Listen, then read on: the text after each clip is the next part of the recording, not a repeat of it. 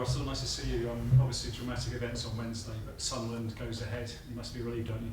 Yeah, I think everyone was quite confident it would be okay, but it's a strange day Wednesday, really. We got told about it and then drove from here to the stadium. You could see the smoke throughout the whole city as you drove in, and obviously understood then it was a big risk, and then thankfully no one was hurt, is my understanding. So it's the main thing, but obviously it's a big event and there's been a lot of damage. But I think the operations team and Andy Derbyshire and Phil Parsons and everyone else have really rallied round and managed to get the game on tomorrow and make sure it is on. And I think that's the most important bit now, is everyone is safe and now we have a game of football to focus on and to try and enjoy.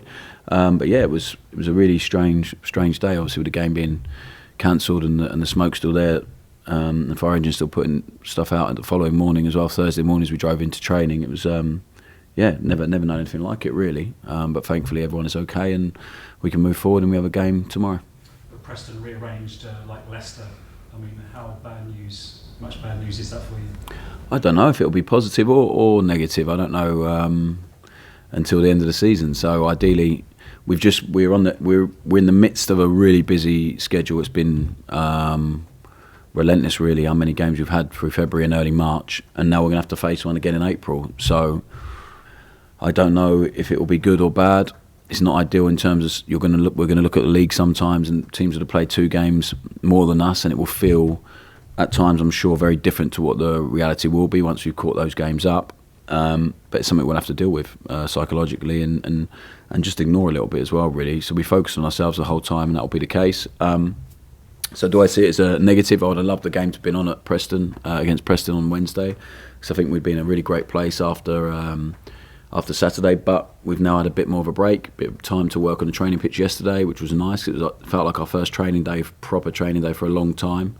So now we have a game to be excited about on Saturday, and the rest will just take care of itself. But you don't see a fixture pile up affecting your automatic promotion push? Again, we'll have to wait and see. I don't think it will be used as an excuse. It's not ideal, but it is what it is, and we have to accept that and we have to deal with that. So, and it was completely out of our control. I think we now have a really long period without a game after Saturday, which is not normal. It's pretty unique at this stage of the season. So we'll try and utilise that in the best way we can, and maybe it'll be a good thing for us. Maybe we'll look back and go, actually, that was a good chance to get some rest into some players, some real work into some others, and to really nail down and drill down some stuff that's going to be really important for the run-in, and maybe gives us a bit more freshness. So honestly, don't know. I don't see it as like I'm not sitting there sweating and seeing it as a real negative right now. So it's just the cards have been dealt and we have to get on with it. What about Sunderland? You owe them one after September, don't you? Yeah, a few people have told me that. It was probably the worst day we've had together for sure. The feeling after it was a long afternoon. They were good. We were in a completely different place to where we are now. So do I feel any more about it? Do I want to win any more? No, I want to win every game. But of course, the feeling that we had up there, and I spoke about it to the players, is an important one, and we should still feel hurt by that, and we should try and use that to make sure that we don't feel that again, and we can feel in a completely different way after tomorrow.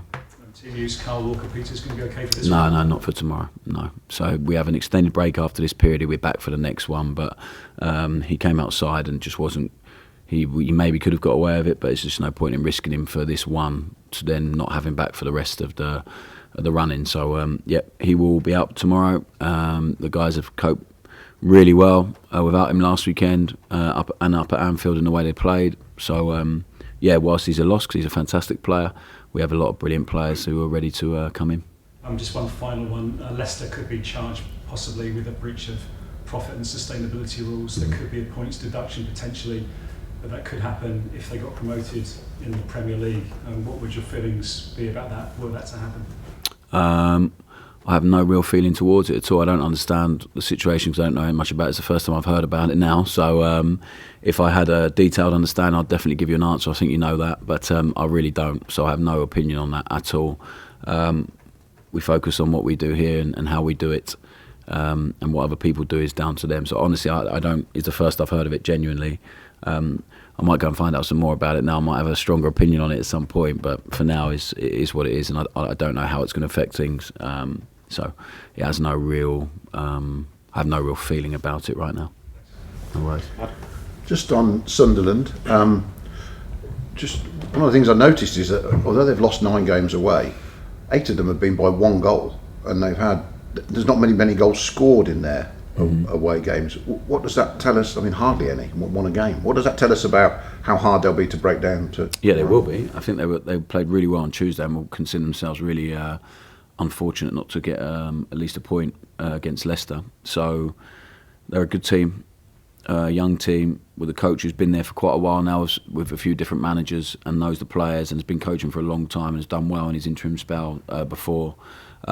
So he has real clarity in what they're doing. He knows the players really well, and they're really well organised and really well coached. And they have some really talented individuals. It's no different to a lot of the teams in this division. They all have different qualities, and one of Sunderland's big qualities is their energy, their willingness to run for each other, and is why they tend to be in every single game they're in. It's always very close. So it will be a difficult game. I have a lot of respect for what they do. They were really good against us earlier on in the season. But the challenge for us, as I always say to you, is to be the team we want to be and to try and turn the game into one that we want it to be, really, especially at home. So I'm really looking forward to the game. I'm really looking forward to it because they're a team that go away and try not to change as well and try and do what they want to do and impose themselves on the game. And I think that's a brilliant challenge for us. Thank you. Okay, Alfie for 10:30. Oh, that was quick. Wasn't it? Lovely. I've only got 2 as well. Just you spoke to us last week about the plans for this extended international break. Does the week's events change that at all? No, I don't think so. We would love to replicate a game in some way next week for guys that definitely need it. But trying to find a friendly opposition during this fixture period when everyone is playing is very difficult. So we will have to we'll have to replicate that within the training for sure next week. And then obviously the internationals go away the week after that, so that changes the group again. So it's about being really on top of things and planning really properly to make sure that everyone's getting exactly what they need. And everyone is different, right? So we have some players who've played every single minute through this period, some that haven't played so much. So it's not like one size fits all. So we will give them as much work as a group together as we can next week, whilst we're there together as a team. And then when they go away on the internationals, the guys, some of them will go away and hopefully play both games. Some will maybe 1 or 2. So again, we'll have to reassess it and make sure that when they are away, the internationals, that the guys that are left here are getting exactly what they need to be as ready as we possibly can. So and of course there'll be a bit of a balance of a bit of a rest in there for some of them as well, and some will need to get into the gym and do the stuff they really need to work on and been playing through knocks, etc. So we have one more big effort before then. The focus is on that. We will plan in the background for what's to come after that, of course, but the focus now is tomorrow in the game. And we have to win. It's really simple. We have to win. I think there's only 3 midweek slots for the rest of the season. Do you think it's unlikely that you play Preston next week midweek? Yeah, I don't think so. I think that would have been our preference. I think that is the club's preference. It was the police's preference to get it back straight away. But I don't think it's Preston's preference, and when it happens that quickly, I think everyone has to be in agreement. And they have Plymouth away next week, so you probably understand that it's not their preference right now. So you have to appreciate that. You have to respect that. It's not what we would choose or I would choose. I'd love the game to be next week, but it looks very unlikely, I think, at this stage.